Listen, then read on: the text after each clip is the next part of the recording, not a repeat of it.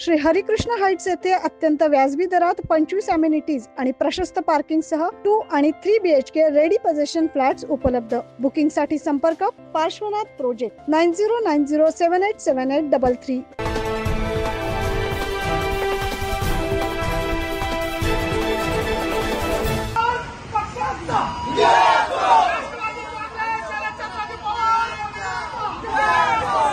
नाशिक मुंबई महामार्गाची झालेली दुरावस्था आणि त्यातच घोटी टोल नाक्या अंतर्गत असलेल्या कसारा ते पिंपळगाव बसवंत या मार्गात देखील मोठमोठे खड्डे पडले। त्यामुळे नाशिक मुंबई असा प्रवास करताना वाहन चालकाला मोठा मनस्ताप आणि त्रास सहन करावा लागतो। तसेच सध्या या महामार्गाचे जे काम सुरू आहे ते अत्यंत निकृष्ट दर्जाचे आहे।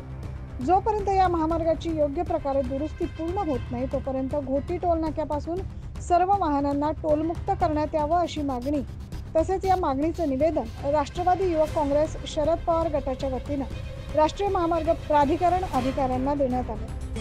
हा रोड अंडर कन्स्ट्रक्शन असताना कुठल्याही प्रकारचा टोल वसूल करण्यात येऊ नये।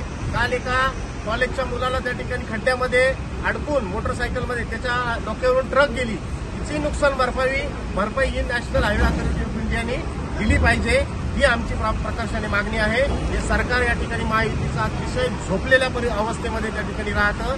कुठल्याही प्रकारचं संवेदनशील सरकार हे नाही। आम्ही नागरिकांचे हाल कुठल्याही परिस्थितीने पाहू शकत नाही। तसेच रस्ते खड्डेमुक्त झालेच पाहिजे, राष्ट्रवादी शरदचंद्र पवार पक्षाचा विजय असो अशी जोरदार घोषणाबाजी यावेळी करण्यात आली।